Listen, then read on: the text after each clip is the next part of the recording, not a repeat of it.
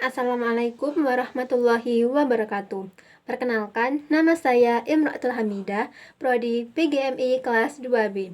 Di sini saya membuat video bertujuan untuk memenuhi tugas UTS dari matkul teori belajar dan pembelajaran dengan dosen pengampu Bapak Misbahul Munir MPDI. Di kesempatan kali ini, saya akan membahas tentang teori multiple intelligence. Apa sih itu? Nah, mari saya jelaskan ya teman-teman. Howard Gardner ialah seorang psikolog dari Universitas Harvard yang memperkenalkan teori multiple intelligence ini pada tahun 1983. Teori multiple intelligence ini bisa disebutkan dengan kecerdasan majemuk. Ada 8 jenis kecerdasan, tetapi belakangan ini ia juga mempertimbangkan kecerdasan eksistensial sebagai bentuk tambahan. Teori ini memberikan perspektif baru cara seseorang melihat atau memahami suatu masalah, situasi, atau peristiwa. Dalam pembelajaran, bahwa seseorang guru itu perlu mengendalikan atau mengenali dan menghargai keberagaman potensi siswa. Tapi, menurut Gardner, kecerdasan manusia juga harus dinilai berdasarkan kemampuan untuk menyelesaikan masalah yang terjadi dalam hidup. Selain kemampuan untuk menyelesaikan, ada juga kemampuan untuk menciptakan sesuatu.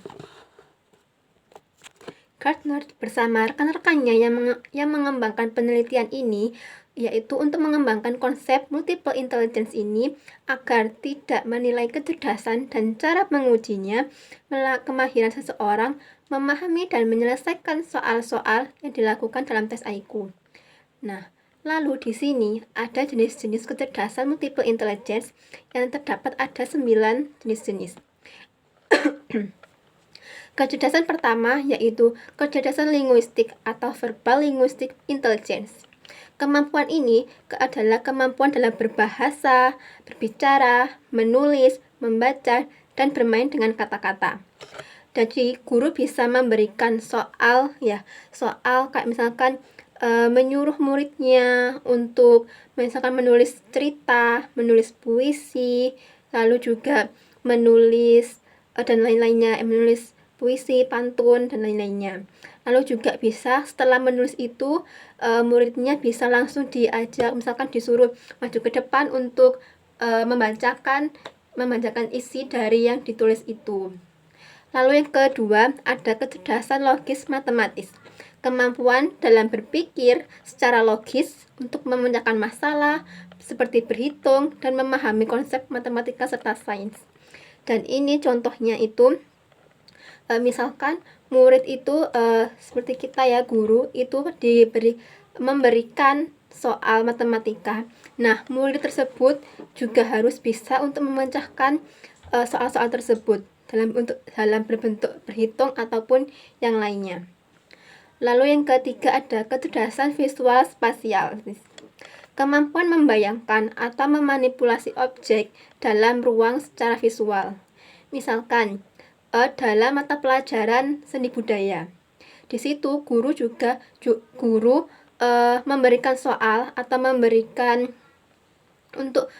soal untuk agar siswanya itu menggambar sesuatu yang menggambar benda yang ada di dalam kelas tersebut.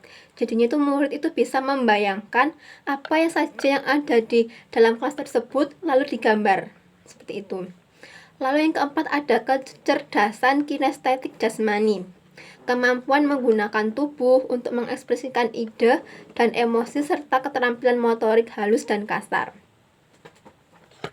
Ini tuh seperti bermain drama, lalu juga drama musikal seperti itu ya. Jadinya itu nanti murid-murid bisa memberikan kayak misalkan wajah marah itu seperti apa, lalu emosi gitu, menekan emosinya. Lalu yang kelima ada kecerdasan musikal, kemampuan dalam mengenali nada, ritme, dan bunyi, serta menciptakan atau mengekspresikan diri lewat musik. Di situ biasanya dalam ekskul menyanyi gitu kan, murid biasanya untuk menyanyi atau dalam acara-acara apa murid itu bernyanyi atau seperti apa, seperti itu. Lalu atau bermain alat musik itu juga bisa. Lalu ada kecerdasan interpersonal, kemampuan memahami dan berinteraksi dengan orang lain secara efektif. Seperti kalau kecerdasan interpersonal ini itu seperti siswa mudah bergaul atau bekerja sama. Jadinya itu siswa itu dapat mengenali atau kayak mudah bergaul dengan sesama teman atau sesama orang itu di lingkungan sekolah ataupun lingkungan sosial. Lalu kecerdasan intrapersonal, kemampuan memahami diri sendiri termasuk emosi, motivasi, dan tujuan hidup. Lalu yang ke-8 adalah kecerdasan naturalis, kemampuan mengenali dan memahami alam serta lingkungan sekitar. Jadinya siswa itu bisa mengenal lingkungan sekitar itu seperti apa, dan mereka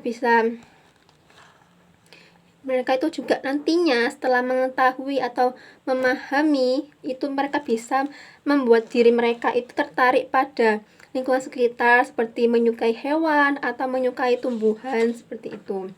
Lalu yang terakhir yaitu kecerdasan eksistensial, yang masih dikembangkan sama Howard Gardner itu, yaitu kemampuan menyangkut kepekaan dan kemampuan seseorang untuk menjawab persoalan-persoalan terdalam eksistensi atau keberadaan manusia.